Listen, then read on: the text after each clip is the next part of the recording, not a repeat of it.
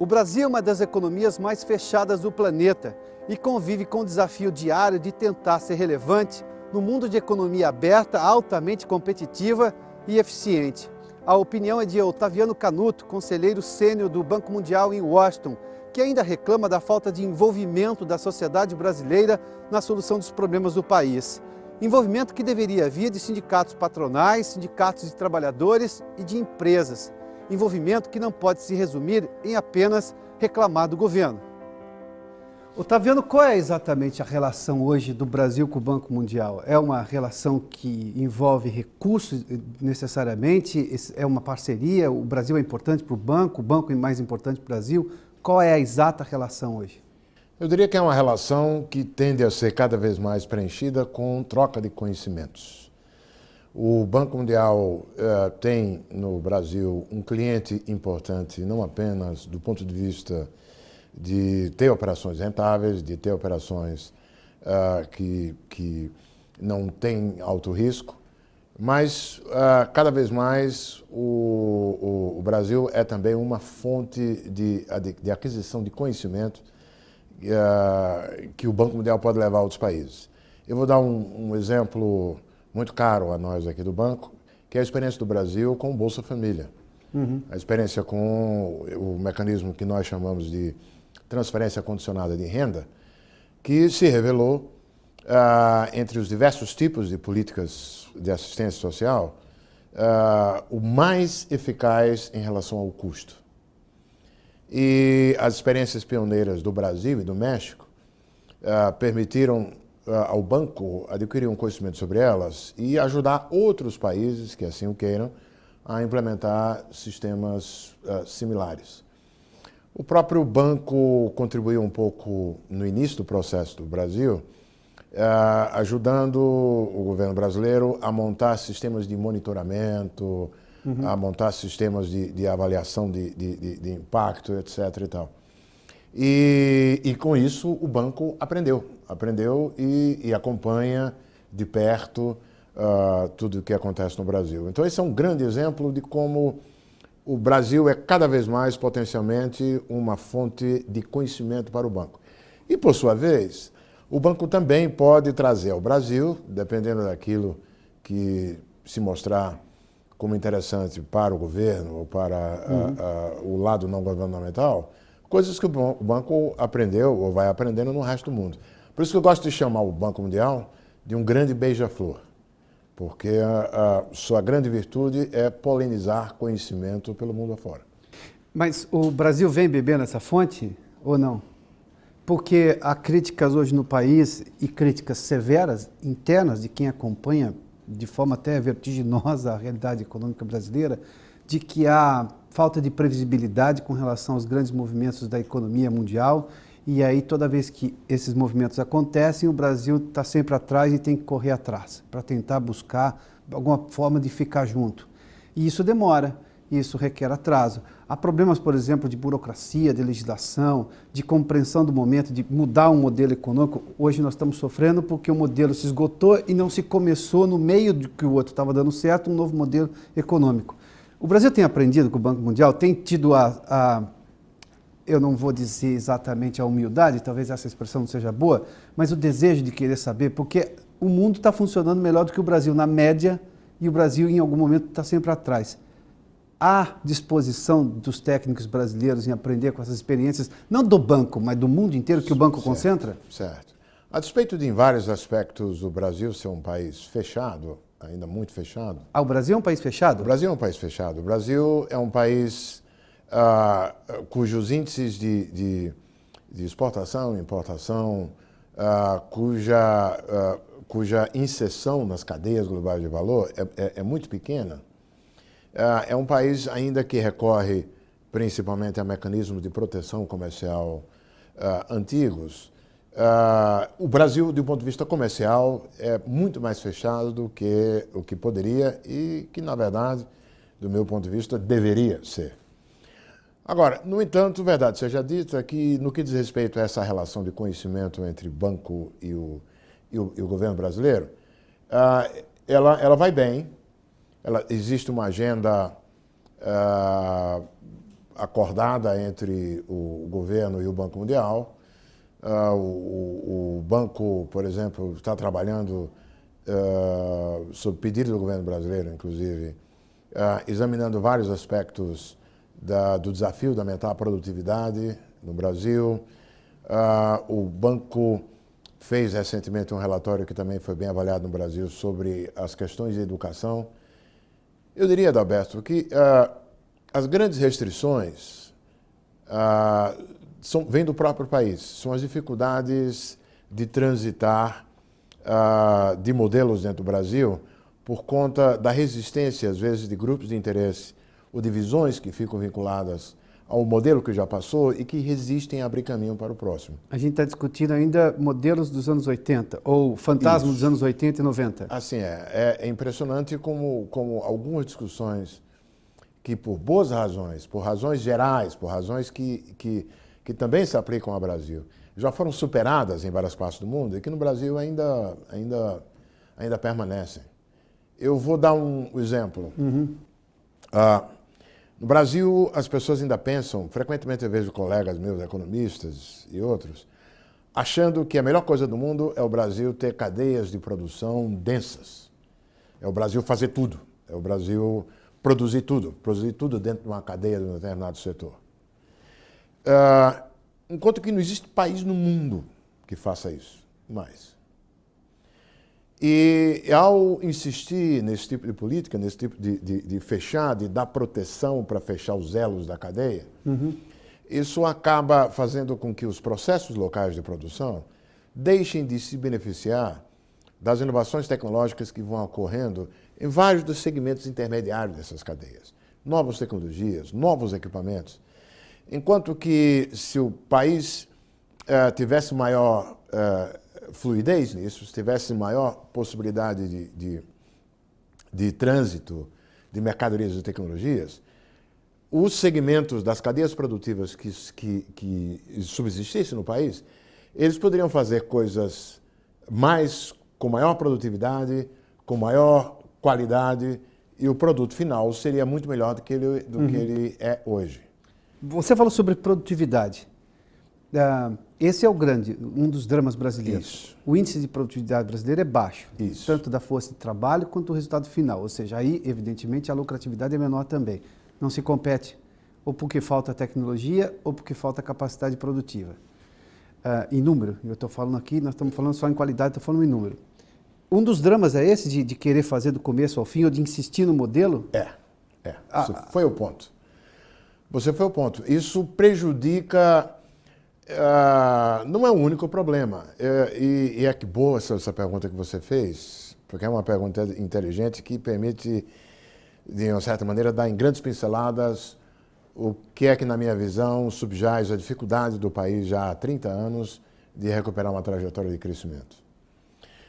Veja, o Brasil dos anos 50 até o final dos anos 70 passou por um processo sólido de transformação estrutural que tem vários traços bem similares ao que antes tinha acontecido com o Japão, ao que depois veio a acontecer nos anos 70 com os tigres asiáticos, principalmente a Coreia, e que veio a acontecer na China nos últimos 30 anos.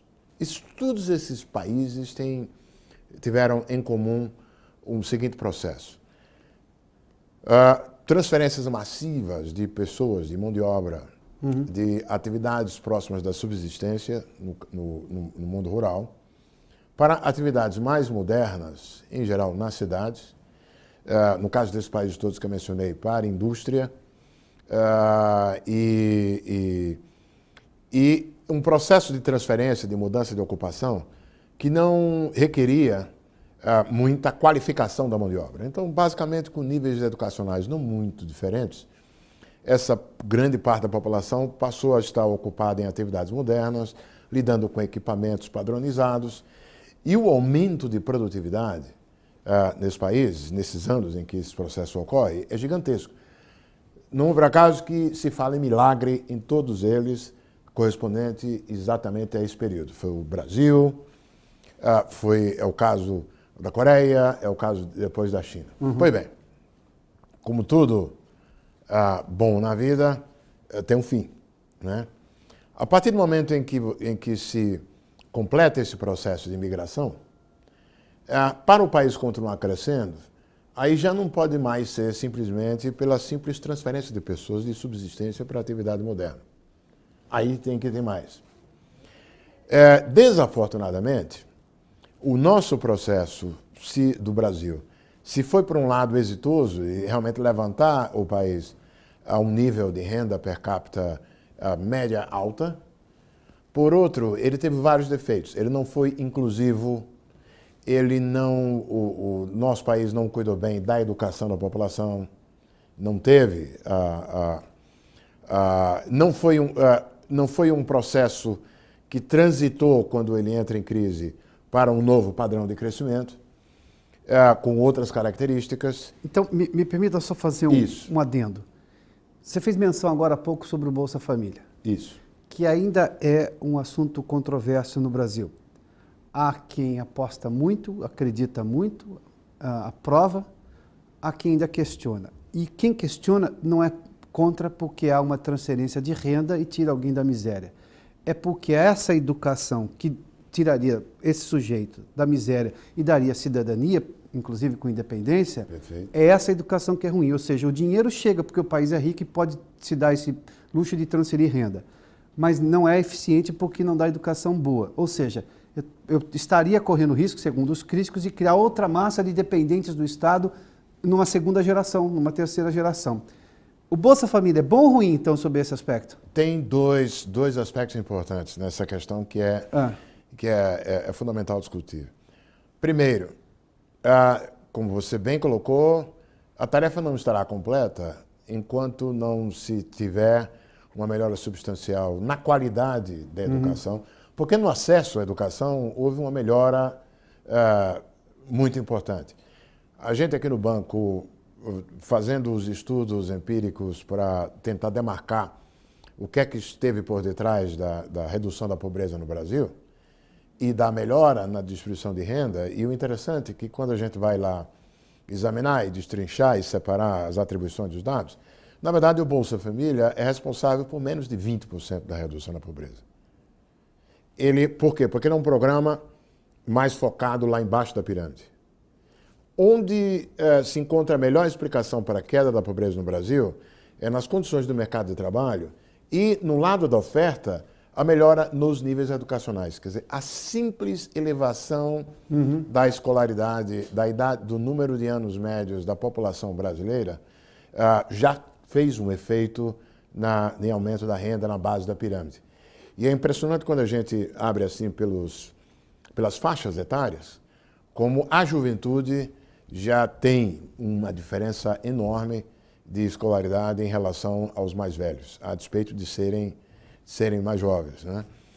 Então, acho que nós estamos caminhando bem no acesso à educação.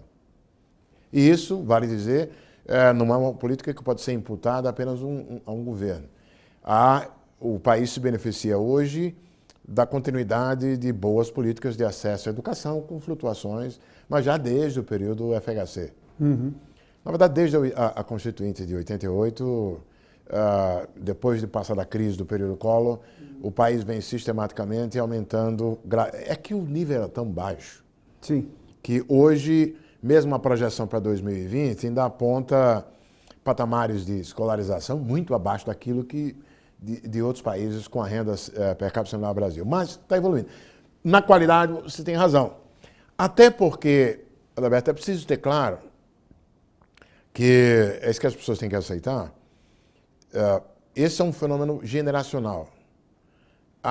O impacto do Bolsa Família ele é imediato de redução da miséria das pessoas que recebem, mas os efeitos mesmo maiores desse programa só serão sentidos daqui a 25 anos, quando os filhos desses receptores hoje estiverem melhor capacitados a ser incorporados no mercado de trabalho. E isso está no caminho certo? Pode sempre ser melhor. Eu acho que não é por acaso que a presidenta Dilma reforçou tanto a referência à educação como como um objetivo maior, agora no segundo mandato. Mas reduzir o valor dos Veja, gastos do Ministério da Educação. Porque isso não é necessariamente uma questão orçamentária. O Brasil, de um ponto de vista de gasto com educação, gasto público com educação, é dos que mais gasta no mundo. Isso é importante para as pessoas saberem. O dinheiro que já é gasto como proporção do produto interno bruto brasileiro, do Brasil, é dos mais altos no mundo. Não é uma questão de dinheiro, que é outra coisa atrasada que eu vejo frequentemente no Brasil. A gente não pode falar de qualquer coisa no Brasil, qualquer política, qualquer ideia. Vamos fomentar a indústria, vamos produzir energias renováveis, vamos racionalizar isso. E automaticamente as pessoas... e precisa de um incentivo, precisa de grana. Esse vício secular de achar que qualquer coisa para acontecer precisa ter o bolso molhado pelo governo. Educação, repito, o Brasil gasta um montante fenomenal, mas, a julgar pelos resultados, gasta mal.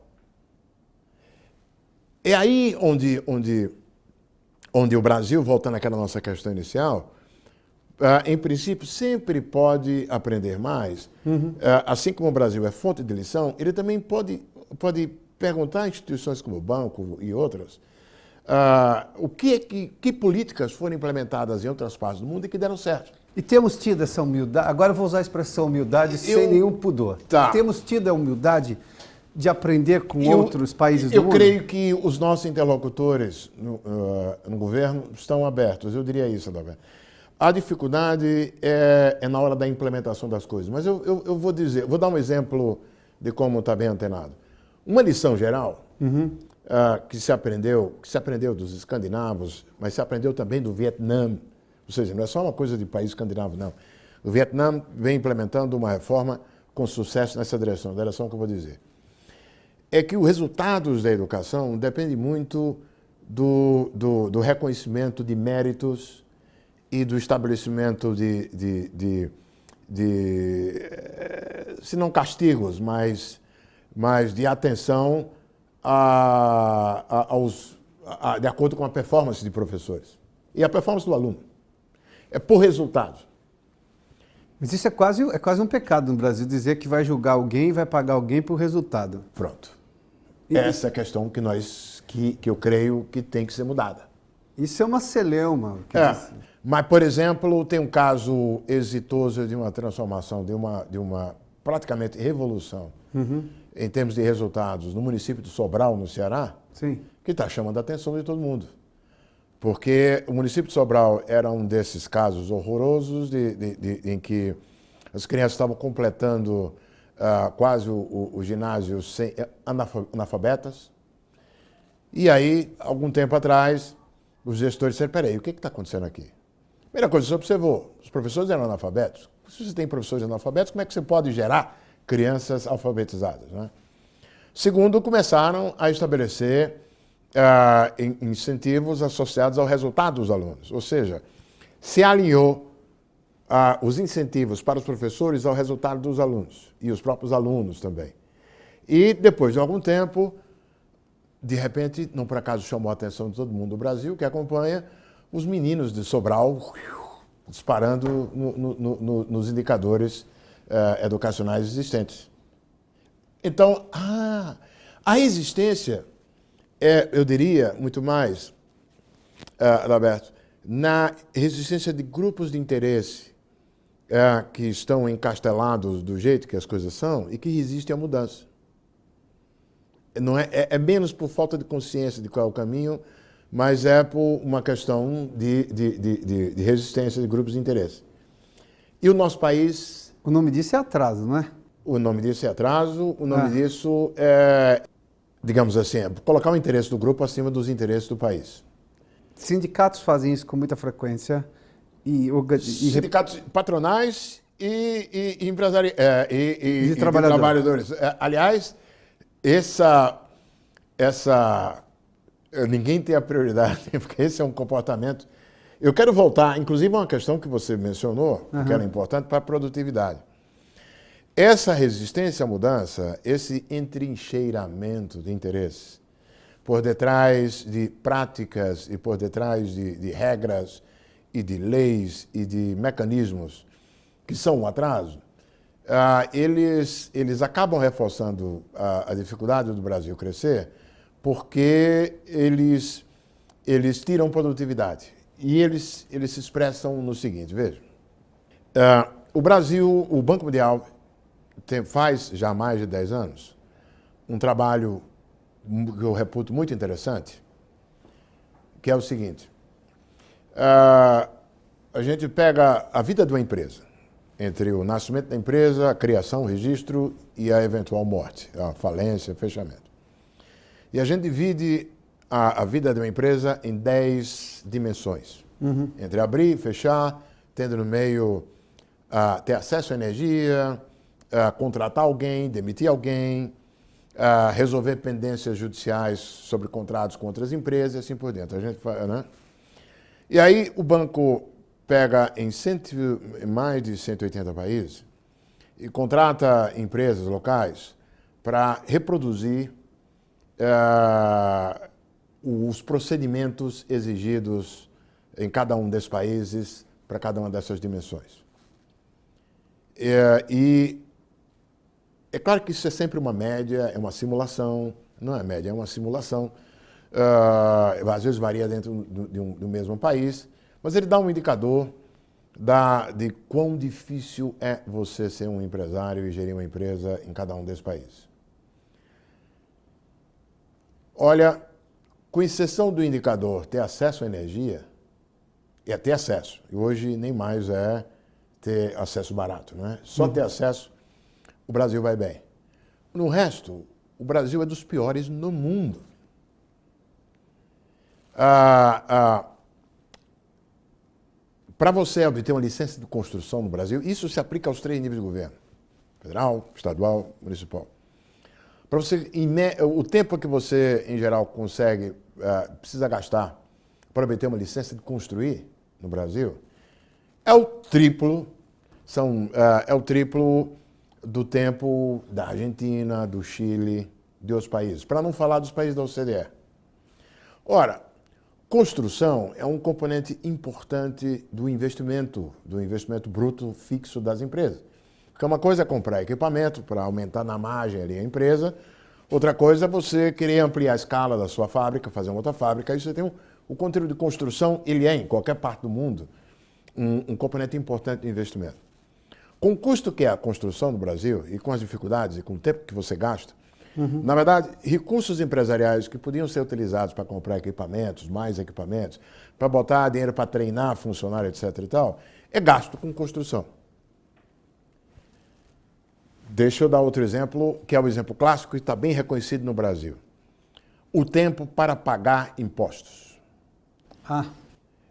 Não estou falando aqui da carga tributária, não estou falando aqui do volume de impostos que as empresas pagam, não. Estou falando do tempo. Do tempo. Ou seja, do número de mão de obra, de gente que a empresa tem que contratar para fazer a tarefa burocrática de pagar impostos. E no Brasil é absurdamente mais do que o quádruplo dos nossos vizinhos, para não falar dos países da OCDE. Tudo isso acontece em todas essas dimensões da vida da empresa. Tudo isso significa que o país paga um preço. Não é só as empresas que pagam um preço.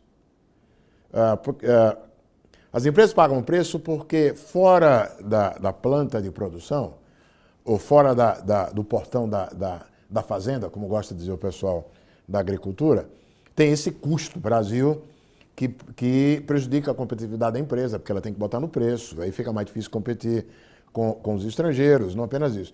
Mas para o país ela também tem um desperdício, uma perda de produtividade, porque se trata de gente talentosa, se trata de recursos materiais que poderiam estar sendo utilizados de maneira mais produtiva e que são utilizados para enxugar gelo, para fazer coisas que não agregam valor. Pois bem, 2 coisas que me espantam, e aí vai uma indireta para os nossos patrocinadores aqui.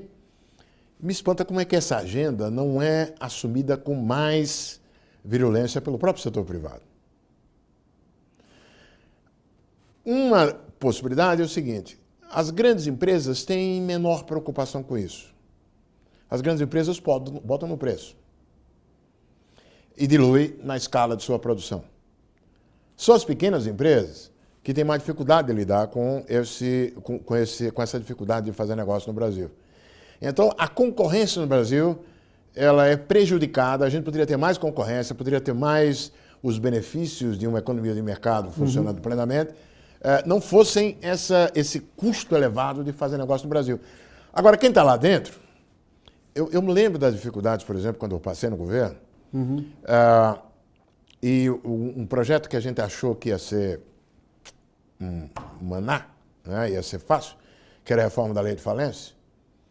E impressionante como na hora que o projeto chegou na praça, embora não aparecesse nenhum artigo contrário em nenhum jornal, as emendas parlamentares cresceram e o processo demorou. Por que a gente resiste tanto à mudança? Porque tem gente que ganha dinheiro do jeito que a coisa é. E muito. Então, o país paga um preço.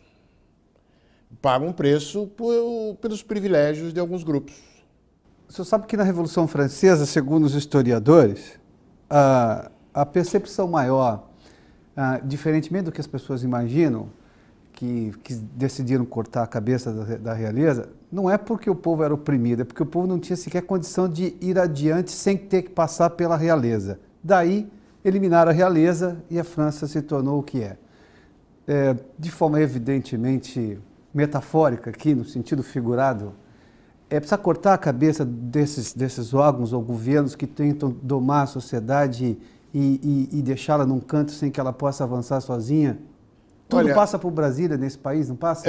Ou por alguma associação, por algum... Desafortunadamente, essa dependência continua grande e eu vejo duas coisas aí. Quanto mais transparência tivermos sobre as coisas, sobre as diversas dimensões da gestão pública, quanto mais debate tivermos sobre quem beneficia e quem perde, de acordo com qualquer coisa no que diz respeito às políticas públicas, maior será a probabilidade de que a própria população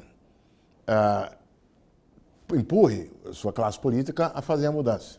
Eu sou um profundo crente nisso, porque é a única maneira de sair desse imbróglio.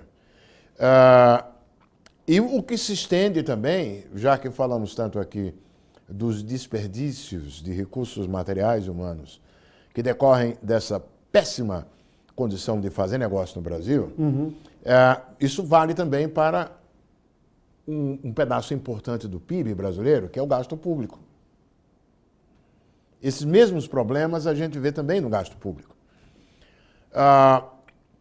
Embora tenha ocorrido enorme avanço na última década no que diz respeito à informatização de processos de concorrência, no que diz respeito a estender o manejo de licitações de maneira mais aberta para volumes menores de compras, etc. e tal, ainda tem muito o que fazer nisso. Bom, nós estamos vendo as dificuldades agora naquilo que diz respeito às denúncias atendentes à Petrobras e tal. Né? Temos margem para evoluir nisso.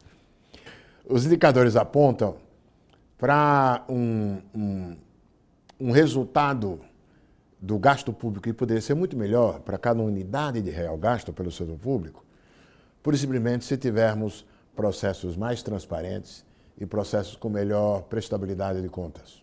Porque aí os desvios são menores, os desperdícios são menores e assim por diante. Essa é uma agenda que também tem que ser avançada.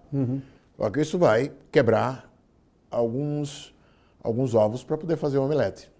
Não é? Da mesma maneira, eu quero crer que está mais que passado o momento de passar um pente fino nas diversas caixinhas do gasto público brasileiro e olhar assim, olha, vamos abrir a caixinha aqui. E aí não é coisa genérica, não. Tem que pegar cada uma das caixinhas e dizer, olha, isso aqui se justifica por razão de pobreza extrema?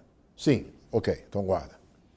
Isso aqui se justifica por necessidade para dar aporte a investimento em infraestrutura, porque é um gargalo importante hoje sobre a produtividade brasileira? Sim, então guarda. Não, então vamos rever isso aqui. A mexida, que foi feita, por exemplo, agora no seguro-desemprego, que foi um grande começo, um ponto importante. Das novas medidas das novas medidas, pois do Ministério da Fazenda. Que estavam em estudo já no período anterior. Olha, para corrigir absurdos. Como é que um país em pleno emprego, como o Brasil tem estado nos últimos anos, e com seguro-desemprego explodindo, é impossível. Tem coisa errada aí. E, de fato, tem. O privilégios em termos de pensões, o ex-ministro Delfim Neto é o que costumava sempre brincar com isso, dizendo, olha, eu tenho 80 e tantos anos e, meu Deus, estou sempre cercado de jovenzinhas de 20, 22 anos querendo casar comigo. Claro. Uma jovenzinha de 20, 22 anos casa com o cara de 80, como é inevitável na vida, daqui a pouco o de 80 passa para outra, e aí a jovenzinha herda uma pensão para o resto da vida dela. E a pensão fica. A pensão fica. O gasto também. É claro, e tudo isso, não existe almoço grátis, quer dizer, isso, alguém paga por isso, né? Quem paga impostos e assim por diante. Eu estou dando um exemplo de como tem provavelmente uma margem de passar o pente fino, mas aí não nos enganemos. É uma luta dura, porque cada um dos beneficiários de cada uma dessas coisas que estão lá, por inércia, por tempo, vai resistir bravamente a qualquer mudança. Deixa eu lhe fazer uma pergunta sobre esse ponto, sobre quebra de privilégios ou direitos, enfim, o nome depende, alguns são direitos de fato, outros não. O Brasil tem, a deficiência social brasileira, essa desigualdade social brasileira, é muleta para tudo, para impedir... Sim. Pagar alguém porque um professor se trabalha mais e melhor, ele tem que ganhar mais do que o colega do lado. Sim. Mas não, isso é injusto. Todo momento é alguma coisa injusta no país. Ou para fazer grandes mudanças, a desigualdade social é muleta para tudo? Sim, sim. É porque está provado que a desigualdade cria um caldo de cultura para populismos, para vendedores de ilusões. Nós temos visto isso no Brasil. Eu moro no Brasil há muito tempo. Aliás, aumentou. Felizmente, Adalberto, me corrija se a minha percepção não for a mesma sua, mas eu, ao mesmo tempo, verdade seja dita, o país mudou muito nesses últimos 15 anos. Eu sou de Sergipe, eu sou de Aracaju. E venho de uma família de classe média baixa. Meu pai era um funcionário público, um desenhista funcionário público. E, na época, um dos meus grandes... Eu passei a minha adolescência toda sonhando me mandar dali, porque eu via nos meus olhos uma estratificação social que era visível no comportamento das pessoas. De um lado, a tendencial... Estou falando aqui em termos genéricos, os indivíduos são diferentes, mas, no geral, os meus colegas de escola de estrato superior de renda, eles eram todos arrogantinhos, criados com mucamas, era uma postura. E a maior parte dos meus colegas de renda eram todos, sabe, aquela coisa humilde, meio que aceitando, sendo obrigados a aceitar como natural a disparidade de renda, a disparidade social. Aquilo influenciou muito a mim, se eu quero ir embora disso, e fui embora. Fui embora quando pude. Morar no Canadá, enfim, é outra história. A minha grata surpresa, quando eu voltei, quando eu vim para cá, para o Banco Mundial, e que eu passei a ter a oportunidade por um tempo de voltar a viajar para o Brasil, eu já vi as coisas diferentes, já vi as pessoas de baixo olhando nos olhos. De aumento da altivez. De aumento da altivez. De se reconhecer cidadão. De se reconhecer cidadão, E de empoderamento, como se usa muito aqui fora. Isso tem a ver com a elevação de sua renda, e aí, estatisticamente, é impressionante como, de fato, embora a taxa de crescimento média do Brasil de 2004 a 2011 tenha sido algo em torno de 4,5% ao ano, na verdade, a renda da base da pirâmide cresceu a um ritmo chinês de 7%, 8%. Os sinais são evidentes. É claro que os índices de concentração de renda, é claro que ainda os níveis de renda na base da pirâmide tem muito que melhorar, mas já é uma melhora substancial. Tem uma mudança importante de postura. Eu estou apenas atenuando uma observação que você fez que é correta, que certamente a distribuição desigual não ajuda, ela atrapalha. Porque ela justamente não dá o empoderamento às pessoas de baixo, aos beneficiários das mudanças, a exercer a pressão pela mudança. Bom, deixa eu entrar na história da pressão pela mudança, se o senhor me permite. Só fazendo aqui uma introdução. Não que o passado tenha sido melhor. A elite brasileira, do ponto de vista sociológico, nunca foi um exemplo de comprometimento com o país. Isso. Desde os barões do café, os portugueses que mandavam lá, enfim, isso não havia tanto envolvimento, sensação de pertencimento. Quando eu tenho essa classe mais baixa ascendendo, porque ascendeu economicamente, e isso é evidente, é bom, acho que desde a estabilização da economia ou da redemocratização, começa lá, o ex-presidente Fernando Henrique disse que a estabilização da economia jamais seria possível se não fosse dentro de um país democrático, ou seja, se tinha uma coisa mais importante que a outra, a redemocratização foi muito mais do que as medidas subsequentes que vieram. Mas as pessoas que estão ascendendo não estão replicando um modelo que ainda não deu certo, ou seja, todo mundo exige tudo e oferece pouco para o Estado, eu estou dizendo para a nação, ou seja, todo mundo reclama direitos, mas não quer falar de deveres, independentemente da classe social? Eu acho que é uma observação muito aguda e é um aspecto cuja mudança vai ocorrer mais lentamente. Mas ela também está ocorrendo. Uma das facetas interessantes dessa expansão da renda da base da pirâmide é a emergência de um novo grupo de empresários no Brasil, médios e pequenos, empresários que estão se beneficiando dessa base da pirâmide e que vêm da base da pirâmide. Tem uma nova... e esse pessoal que está vindo novo, ou inclusive empresários que já estavam lá antes de 15 anos atrás, mas que cresceram principalmente nos últimos anos, eles têm uma mentalidade muito diferente em relação à mentalidade patrimonialista comum mais em grandes empresas do passado, que cresceram, que se nutriram, mamando e tendo relações muito estreitas com o Estado.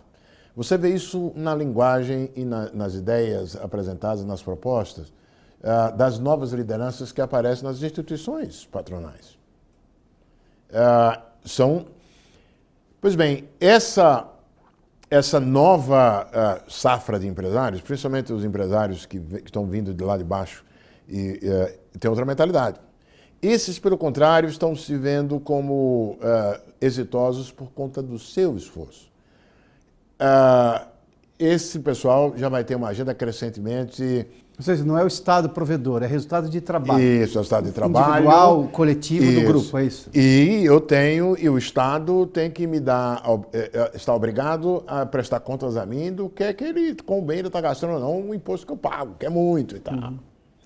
Você percebe já essa mudança de mentalidade? Tocanuto, me permita provocar-lhe perguntando como é que eu insisto de que eu preciso pagar mais quem trabalha mais e melhor, ou seja, diferenciar salário, não é porque todo mundo é funcionário público da mesma carreira, com o mesmo tempo tem que ganhar a mesma coisa, sobretudo na área da educação, que é um assunto quase proibitivo, né? Não se pode falar desse assunto. Como é que eu mexo não só no valor da carga tributária, mas nesse tempo que eu gasto para ter uma relação limpa com o Estado? Há especialistas que dizem que no Brasil se sonega não só pelo valor do imposto, se sonega porque o sujeito não tem condição de pagar alguém que vá fazer o trabalho para ele, porque ele não, ou ele produz ou ele cuida da receita, da relação com a receita. Onde é que eu entro? Como é que eu mudo essa realidade? Objetivamente, no curto prazo. No curto prazo vai se ter que ser seletivo. Por quê? Porque a dificuldade com a melhora, para melhorar o ambiente de negócio no Brasil, é que cada uma dessas dimensões, primeiro, o buraco é muito grande, segundo, tocar em cada uma dessas dimensões, desses pedaços, é algo que envolve capital político, que envolve negociação, é uma luta muito grande. É difícil tentar enfrentá-las todas ao mesmo tempo. Então, acho que é interessante selecionar aquelas cujo resultado teria um impacto muito maior. A reforma tributária é uma delas.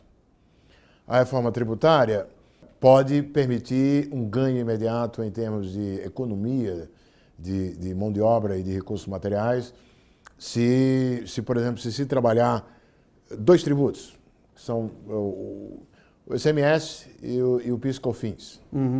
Isso é um ganho.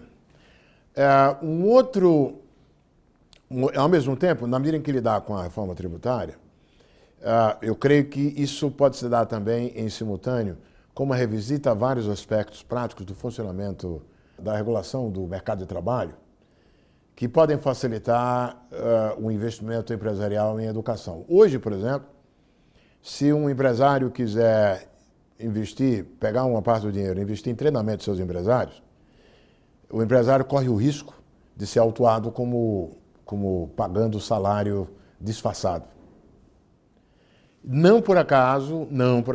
Entra numa rescisão contratual, inclusive. A Justiça Trabalhista vai mandar pagar esse valor. Pois é. Você não quer investimento na educação do funcionário. Pois é. Porque diz que aí a interpretação é que a empresa está pagando disfarçado, sem chamar de salário, etc. Resultado.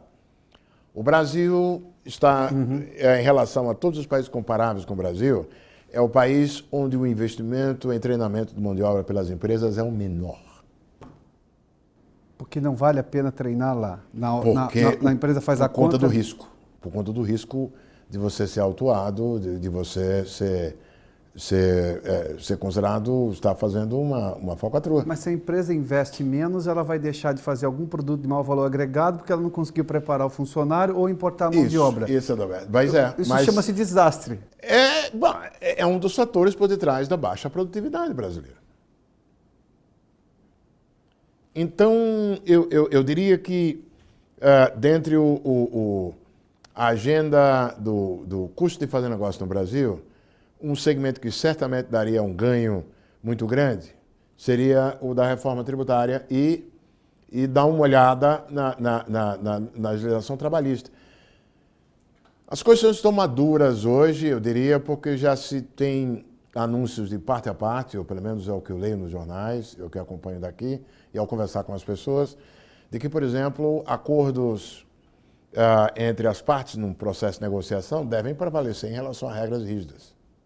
Isso já será uma avanço, mas isso tem que ser reconhecido para ser incorporado nas normas, nas práticas e no cálculo das pessoas num processo de negociação. Então, acho que eu elegeria tributos e regulação trabalhista como duas áreas onde reformas nesse momento dariam um grande ganho imediato. Mas isso está longe de exaurir a pauta. Mas uma vez começando um negócio desse, sabe, aí ganha-se momento. E como é que eu convenço, se é que há uma fórmula, para que merecimento tem que ser mais bem remunerado? Ou seja, todo mundo não pode ganhar igual, sendo que produz de forma diferente. Exatamente. Porque no mundo privado isso acontece. Exato. Educação, saúde, também é um caso de saúde. Acho exatamente, que é a mesma coisa as duas de saúde. áreas. É preciso vontade política, é preciso conscientização. Vontade política é coragem política para. Não é? Isso, porque tudo isso envolve capital político, não é? Isso envolve se defrontar com campanhas contrárias daqueles afetados, mexida, influência via Congresso daqueles que se vejam perdedores. Né?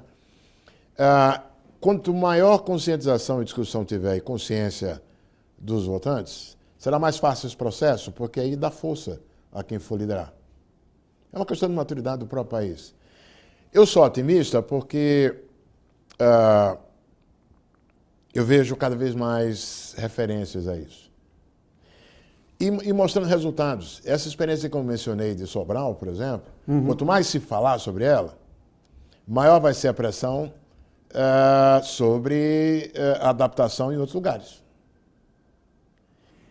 A comparação constrange e incentiva.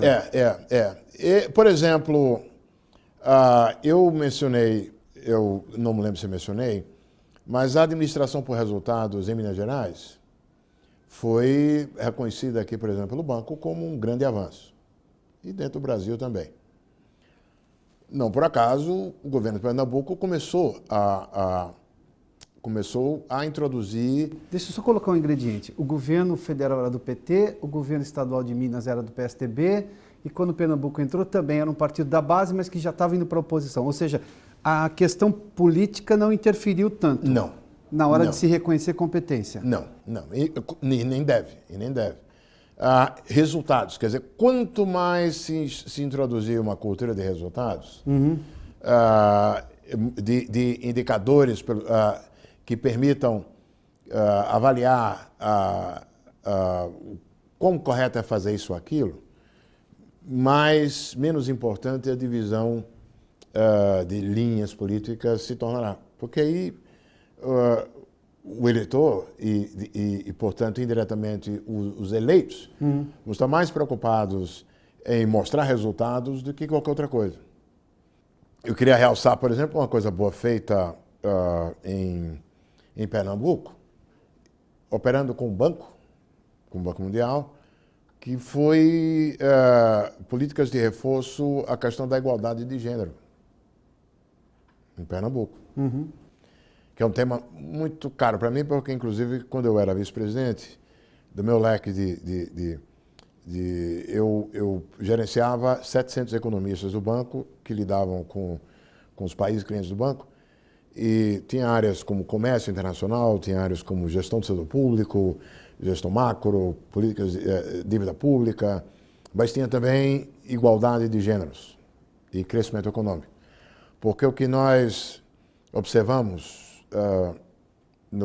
por os nossos estudos empíricos aqui no banco, é que essa questão da desigualdade de gênero, ela é ruim não apenas em si mesma, não apenas como um objetivo humanitário que não é atendido, como ela é também ruim economicamente, ela faz mal à economia de um país. Tem um desperdício enorme de recursos que o país incorre quando ele é desigual no tratamento entre homem e mulher. E interessante que parte da queda da pobreza no Brasil, parte da redução da desigualdade tem a ver justamente com a melhora nas condições de acesso das mulheres ao mercado de trabalho no Brasil. O Brasil eu até escrevi com um colega um trabalho estimando quanto o crescimento econômico do Brasil se beneficiou da melhora na igualdade de gênero. Essa é uma coisa boa que, em alguns aspectos, a gente tem que mostrar para o mundo. Estamos longe de chegar lá no resultado, mas a igualdade de gênero, pelo menos nós não fazemos feio em relação a muitos de outros países em desenvolvimento.